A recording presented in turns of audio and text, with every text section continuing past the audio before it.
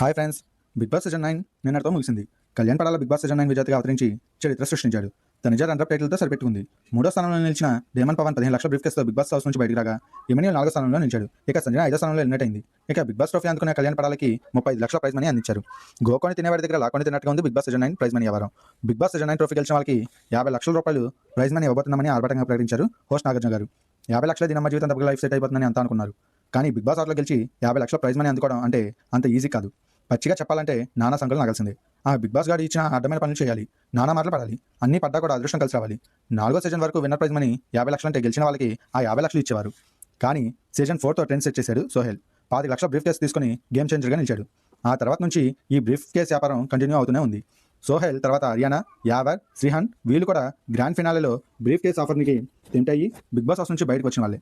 నిన్నటి Bigg Boss season 9 grand finale ఈవెంట్లో demon Pavan 15 లక్షల బ్రీఫ్ కేసు తీసుకుని తెలివైన నిర్ణయంతో బయటకు వచ్చాడు.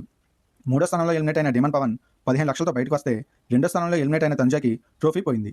20 లక్షల గోల్డెన్ బ్రీఫ్ కేస్ ఛాన్స్ని కూడా మిస్ చేసుకుంది.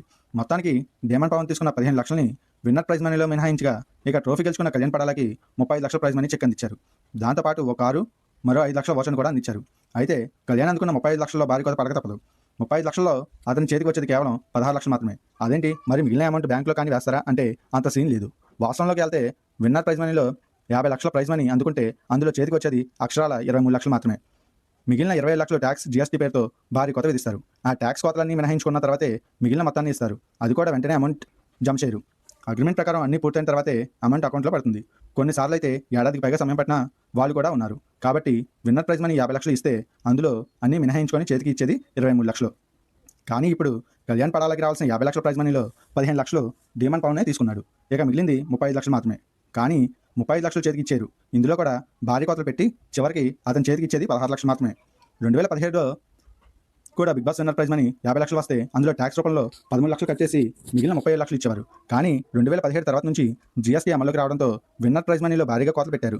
జీఎస్టీ అమల్లోకి వచ్చిన తర్వాత దాదాపు 46% ట్యాక్స్ రూపంలో చెల్లించడం ద్వారా ప్రైజ్ మనీలో సగానికి సగం కోత విధిస్తున్నారు. ఇప్పుడు కళ్యాణ్ పడాల విషయానికి వస్తే అతని ప్రైజ్ మనీ 35 లక్షల్లో జీఎస్టీ 46% మినహాయిస్తే చేతికి వచ్చేది 16 లక్షల 10,000 మాత్రమేనట. కేవలం ఈ ప్రైజ్ మనీ మాత్రమే కాదండి, మారుతి కారు ఇచ్చారు కదా, దానికి కూడా జీఎస్టీ చెల్లించాల్సిందే. కళ్యాణ్కి ఇచ్చిన మరో 5 లక్షల ఓచర్కి మాత్రం జీఎస్టీ లేకపోవచ్చు. ఎందుకంటే అది నగదు రూపంలో కాదు కాబట్టి మొత్తంగా కళ్యాణ్ పడాలకి పేరుకు మాత్రమే 35 లక్షల ప్రైజ్ మనీ, కానీ చేతికి వచ్చేది మాత్రం 16 లక్షల 10,000 మాత్రమే. సీజన్ 7లో కూడా సేమ్ ఇదే జరిగింది. ఆ సీజన్లో రైతు బిడ్డ ఆడిన పల్లవి ప్రశాంత్ విన్నర్ కాగా అతనికి కూడా 35 లక్షల ప్రైజ్ మనీ వచ్చింది.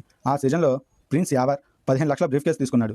దాంతో మొత్తం ప్రైజ్ మనీలో 15 లక్షలని తీసేగా మిగిలిన 35 లక్షలు విన్నర్కి అందించారు. ఈ వీడియో మీకు నచ్చినట్లయితే లైక్ చేయండి, షేర్ చేయండి. Thank you friends.